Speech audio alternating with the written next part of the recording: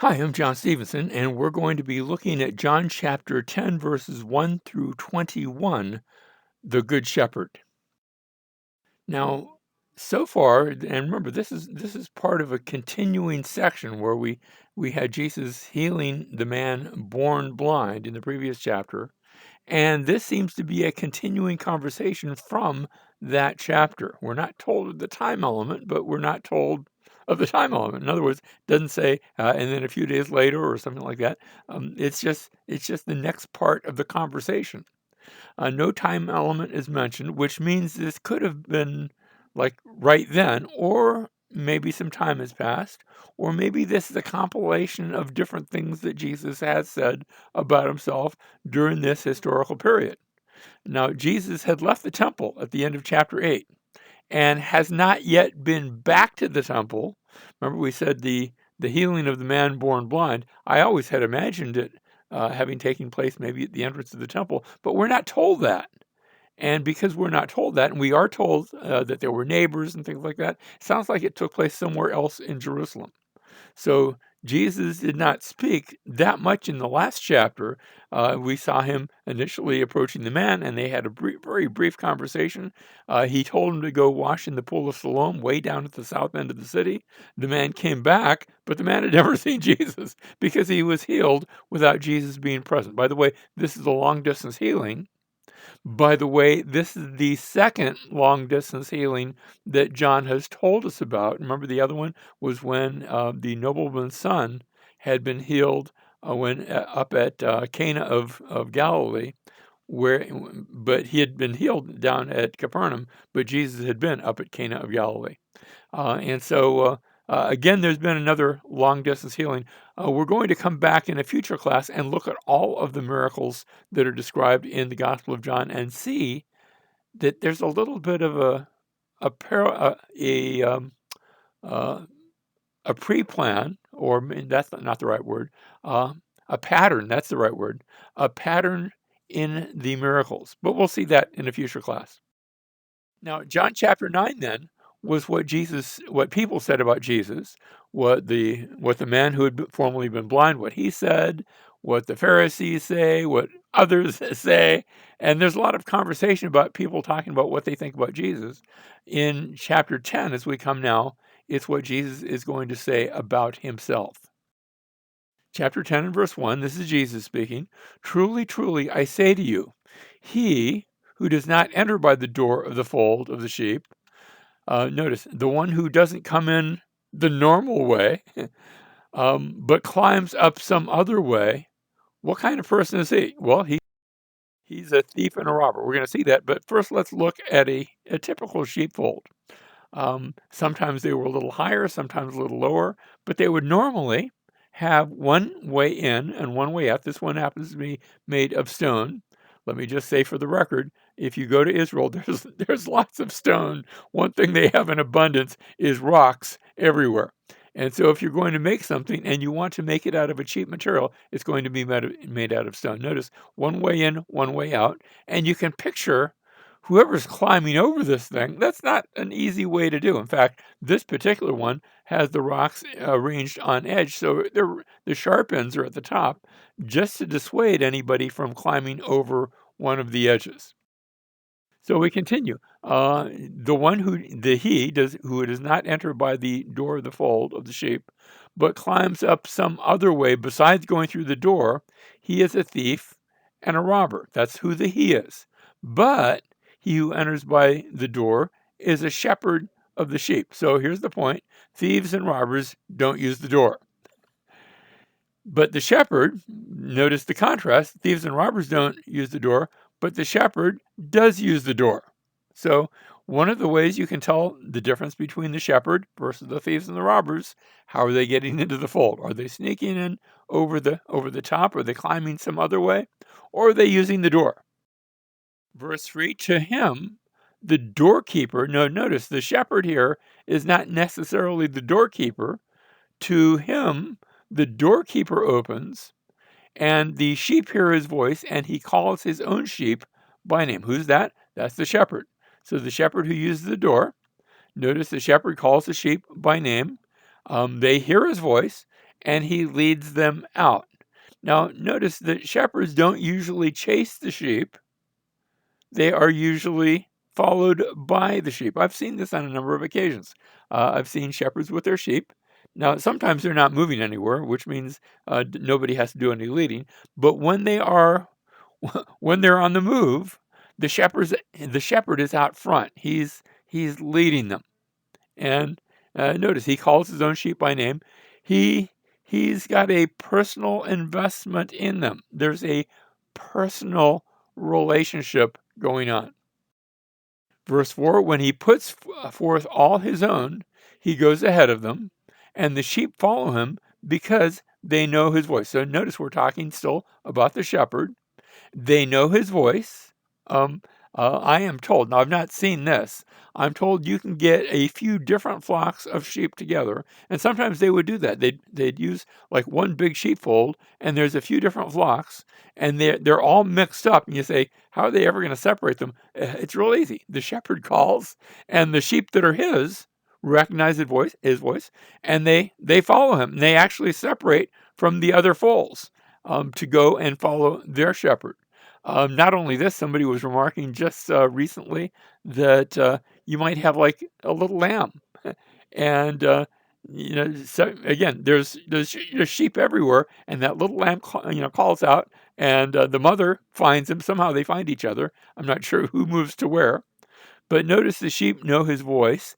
A stranger they simply will not follow, but will flee from him. Why? Because they do not know the voice of strangers. So sheep know the voice of their shepherd, but other voices, and there are other voices, they don't know those, and so they don't follow them. Verse 6, this figure of speech, Jesus spoke to them, but they did not understand. Did you catch that? He's speaking to people that don't know his voice, and they don't get what he's saying. They did not understand those things which he had been saying to them. So the sheep know the shepherd's voice, but here's some people that did not understand what he was saying. They're not hearing, or they're hearing and they're not getting it. They don't know the shepherd's voice. It's just nonsense to them. Verse 7, so Jesus said to them again, and notice the again. The fact that he says this to them again means that he said this to them before.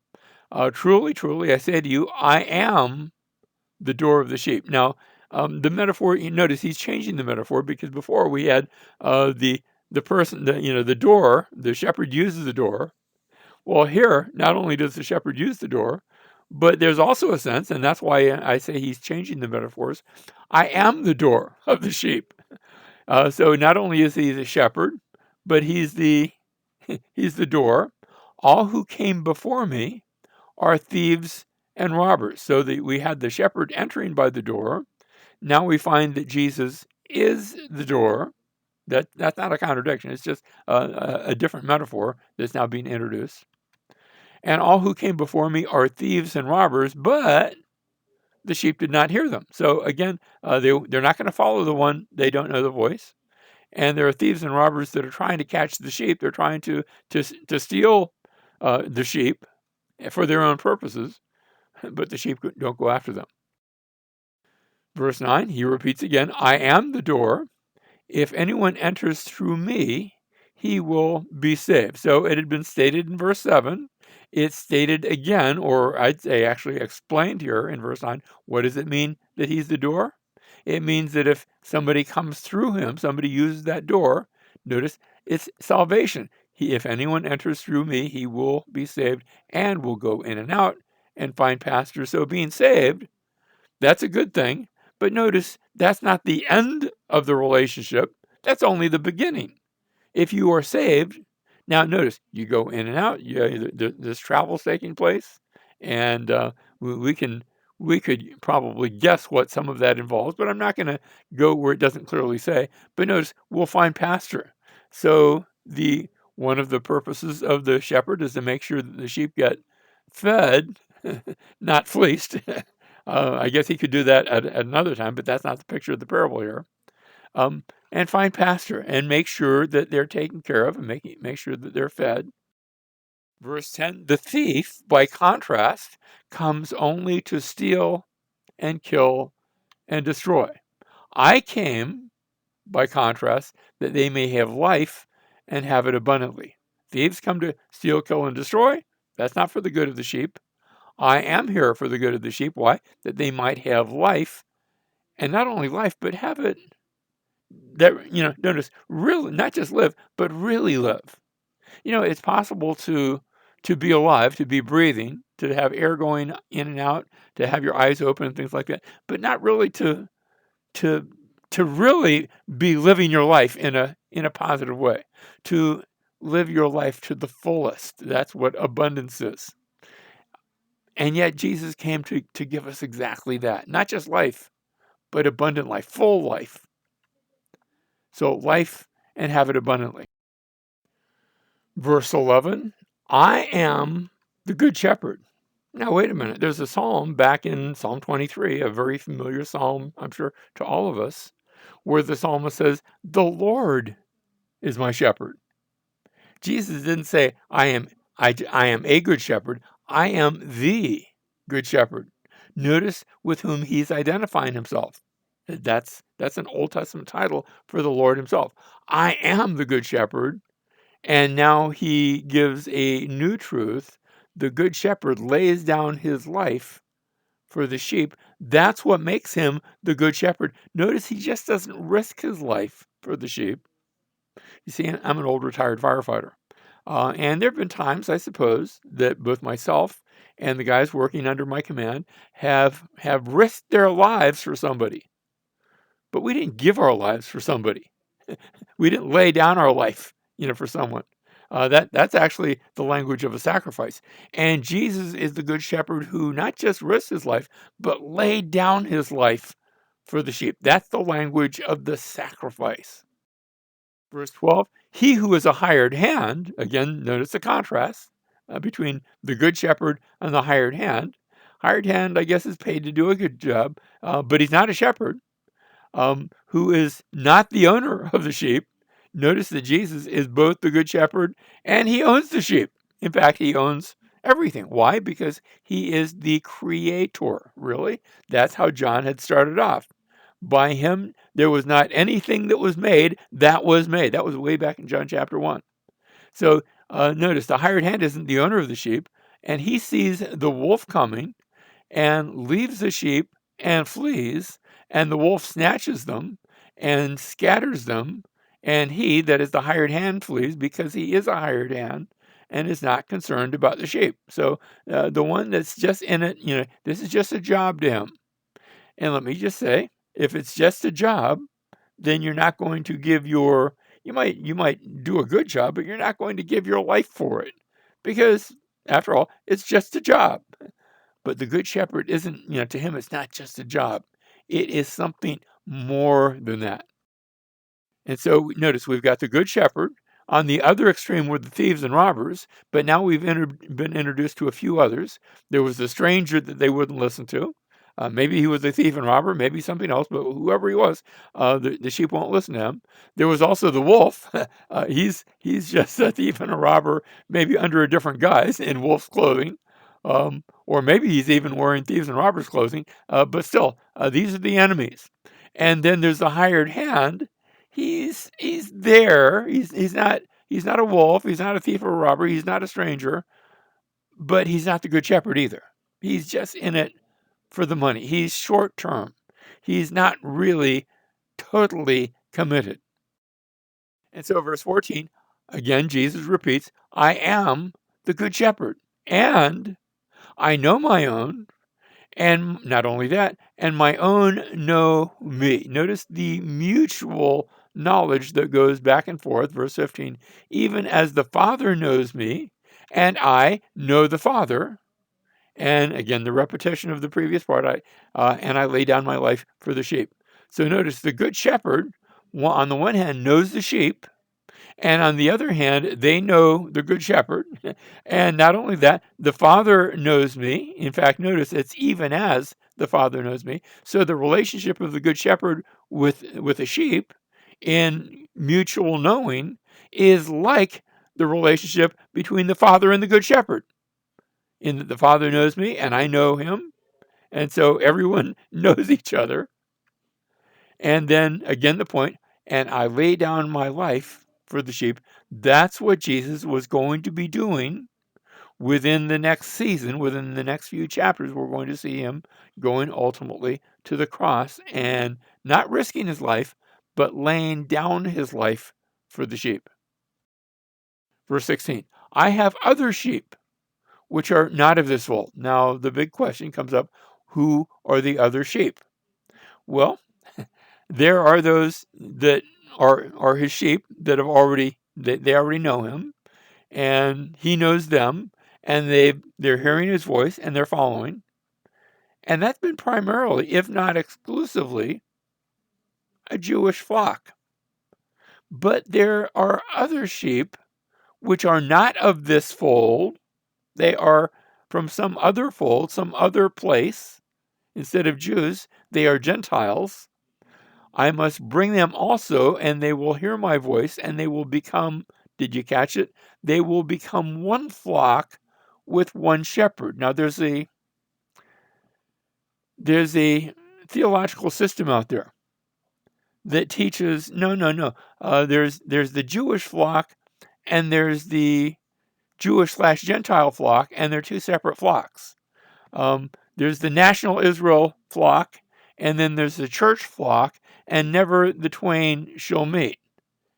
And that's not Jesus. That's not what he describes here. He says they're going to become one flock with one shepherd. It's not two flocks and two shepherds. It's not two flocks. It's not two brides and two husbands. It's not, one group and then another group that are all his people. No, it's one. It's one. And by the way, this isn't the church replacing Israel. This is really Israel getting bigger because they become one flock. Did you catch that? They'll become one flock with one shepherd. And so you've got the good shepherd, the other sheep. Now, they're not here yet. They're not of this fold. I'll go get them. I must bring them. They will become one flock, but it hasn't happened yet at that point when Jesus is speaking to his disciples here in John 10:16. And so they will be one flock, but at this point in time, it was still future. Now, Isaiah chapter 56, starting in verse 6, had talked about this. Also, the foreigners who join themselves to the Lord, foreigners are people that are not Israelites, to minister to him and to love the name of the Lord, to be his servants, everyone who keeps from profaning the Sabbath and holds fast my covenant. And it continues, speaking about these foreigners, even those foreigners, I will bring to my holy mountain and make them joyful in my house of prayer. Their burnt offerings and their sacrifices will be acceptable on my altar.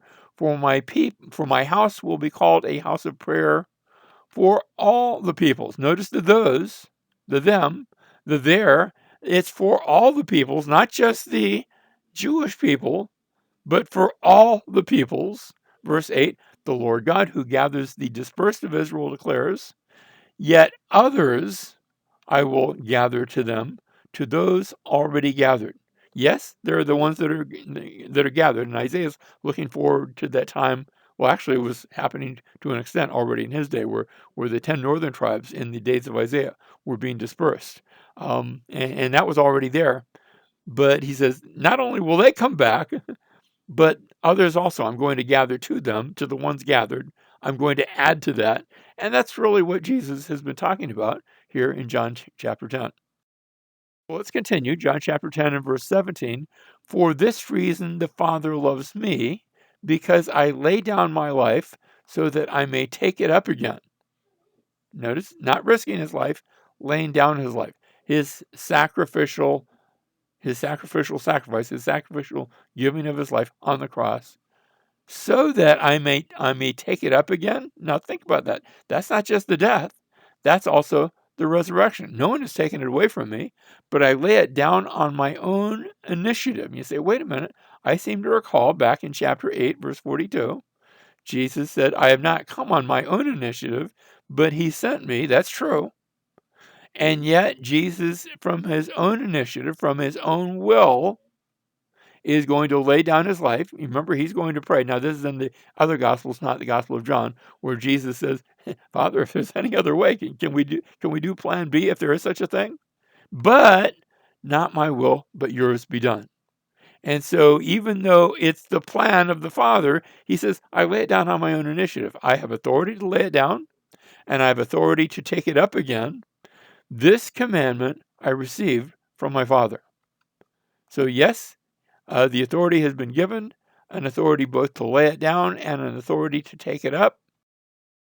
And so at these words, verse 19, a division occurred again. And notice the again, because if I'm seeing a division again, that means there's been a division previously among the Jews because of these words. So we'd had a division back in chapter 7, verse 43, occurred in the crowd because of him. We saw it in chapter 9, in the previous chapter, where there was a division among them. Jesus didn't even have to talk. He was just in the area, and that created division. Here we're seeing a division occurred again among the Jews. Verse 20, many of them were saying, he has a demon and is insane. Why do you listen to him? There were those, quite a few of them, that were totally against Jesus. They had already decided the worst of him. Verse 21, others were saying, these aren't the sayings of one demon possessed. The demon cannot open the eyes of the blind, can he? They're looking at the works he's done. They're looking at the sayings he's given, and it just doesn't sound like somebody who's demon possessed. So there's a division between the two groups. Now, what we're seeing then in closing, just a review. We started off in verse 1. Thieves and robbers don't use the door. We already said that. Next, we saw that the shepherd uses the door, verse 2. Next, we saw the sheep recognize the voice of the shepherd. And finally, we saw in verse 6, Jesus had been giving these various teachings, these various principles about the door, the who uses the door, who doesn't use the door, who hears the sheep's voice, and they didn't understand. In fact, they were showing by their lack of understanding they weren't the sheep of the shepherd. And then we come to the central point, maybe not pivotal, but the central point where Jesus had said, and he's going to repeat it a few times, verse 7, I am the door to the sheep. Now, what we have then in the rest of this section, not the whole chapter, because we didn't finish the whole chapter, but in the rest of the section, notice again there's a reference to the thieves and robbers who came before me, verse 8. Again, there's a reference to the door where Jesus says this time, again, I am the door, but I'm also the good shepherd who uses the door. We had previously the sheep recognized the voice of the shepherd. Here I have other sheep. Now, they haven't heard it yet, but they will hear my voice and become one. So they're going to recognize it, these other sheep. And notice in verse 6, we said they did not understand. Here we see not only is there a lack of understanding, but now there's a division again among the Jews. And so this brings us to our close of this section. And really the question before us, if he is the door, and if those who are his sheep recognize and know him, have you recognized him and known him? Are you one of those other sheep that hear his voice and become one with him by coming to the one who is the door and entering through him?